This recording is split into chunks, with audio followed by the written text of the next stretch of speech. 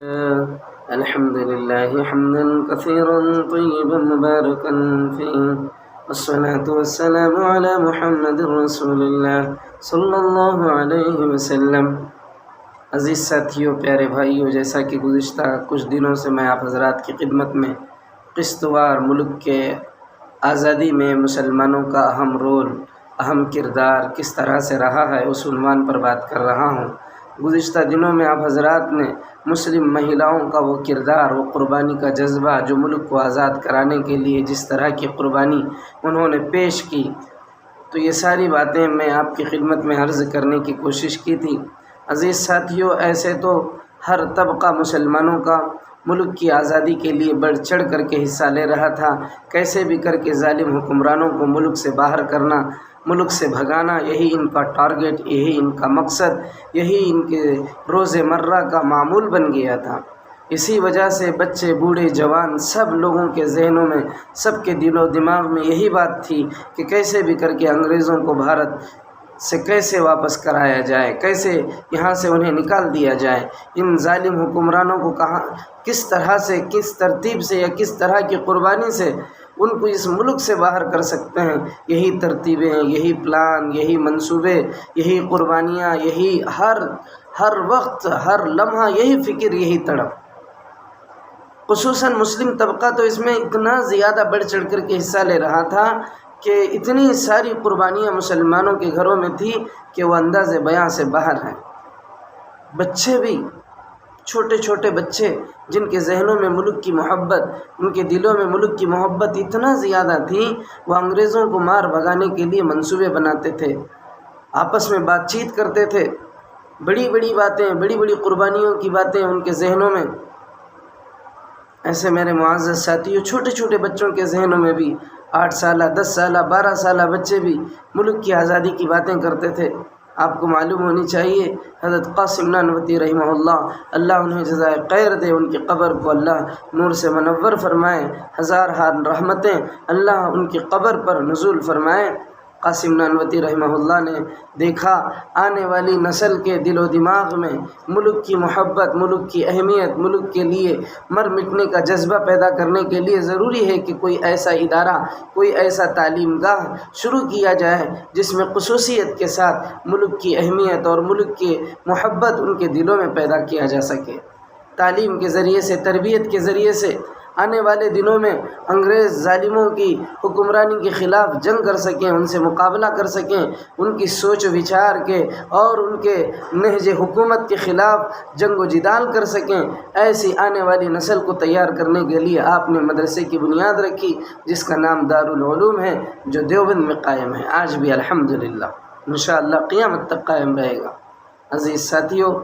اس وقت میں حضرت قاسم نانوتوی رحمہ اللہ نے وہاں پڑھنے والے بچوں کے دل و دماغ میں ملک کی محبت اور ملک کے لیے مر مٹنے کا جذبہ، یہ تعلیمات انہیں دیتے گئے۔ یعنی کہ ایک حساب سے دیکھا جائے تو انگریزوں کے کہنے کے مطابق اس جگہ پر ملک کی آزادی کے لیے جو لوگ باتیں کرتے تھے،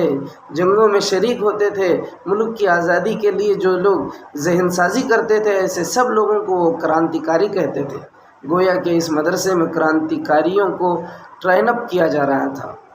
تو میرے معزز ساتھیوں، آگے چل کر کے یہی بے شمار حضرات علماء کرام جو اسی مدرسے سے فارغ ہو کر کے میدان جہاد میں انگریزوں کے خلاف سینہ سپر ہو کر اپنے آپ کو قربان کر دیا، ملک کے لیے، ملت کے لیے، اس ملک کے لیے اپنے آپ کو قربان کر دیا، انگریزوں سے مقابلہ کرتے کرتے۔ ایسے کئی جنگیں ہوئی،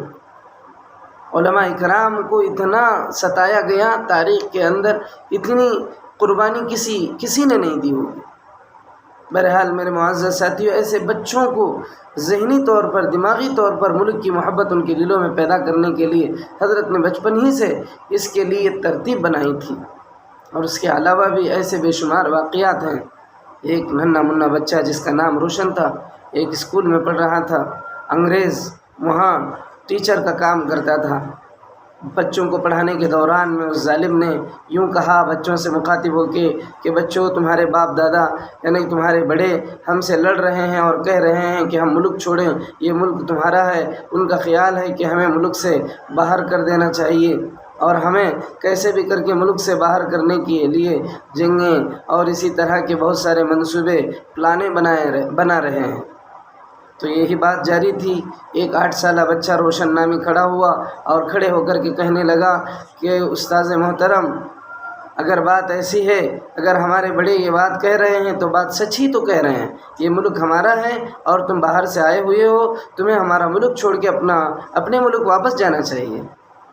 تو اس وقت میں اسے غصہ آ گیا۔ بچے کو ڈرانے اور دھمکانے کے لیے بچے کے دل و دماغ میں جو محبت ملک کی تھی اسے ختم کرنے کے خیال سے، ایک دم ڈر اور خوف بچوں کے ذہنوں میں پیدا کرنے کے خیال سے، وہ ٹیچر ایک وہ ٹٹی جس میں پانی بھرا جاتا تھا کسی زمانے میں اسکولوں کے سامنے، جس میں بچے اپنے سلیٹ صاف کیا کرتے تھے، اس پانی سے بھرے ہوئی ٹٹی کی طرف اشارہ کر کے کہنے لگا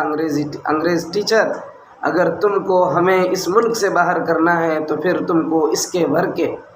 بھر کے خون دینا پڑے گا۔ جب یہ بات اس نے کی تو روشن نامی بچہ بات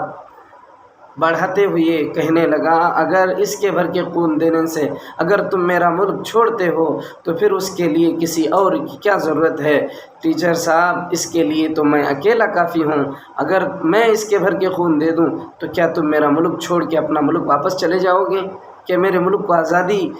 دے دو گے؟ کیا میرے ملک سے باہر ہو جاؤ گے؟ تو میرے معزز ساتھیوں، ایک ننھا بچہ، 8 سالہ بچہ، جس کے دل میں دماغ میں ملک کی اتنی محبت ہے، انگریزوں کی اتنی نفرت ہے، اور وہ اس چھوٹی سی عمر میں اس کے بھر کے خون اکیلے دینے کے لیے تیار ہے اور کہہ رہا ہے کہ تم ہمارا ملک چھوڑ دو، اگر ایسی بات ہے، ایسی شرط ہے تو پھر میں اکیلا اس کے بھر کے خون دینے تیار ہوں۔ یہ جذبہ تھا اس وقت کے مسلمان بچوں کا، یہ ذہن سازی مسلمان گھرانوں میں کرائی گئی تھی، ملک کی محبت میں وہ تڑپ رہے تھے، مچل رہے تھے، کب بڑے ہوں اور کب انگریزوں سے مقابلہ کریں اور انہیں مار بھگائیں۔ تو اللہ تبارک و تعالیٰ سے دعا ہے، انشاءاللہ آئندہ بھی آپ کے سامنے یہ باتیں میں کرتا رہوں گا۔ اللہ ہم سب کو اس ملک کے لیے اور بہت کچھ کرنے کی توفیق عطا فرمائے۔ آمین وآخر دعوانا الحمدللہ رب العالمین۔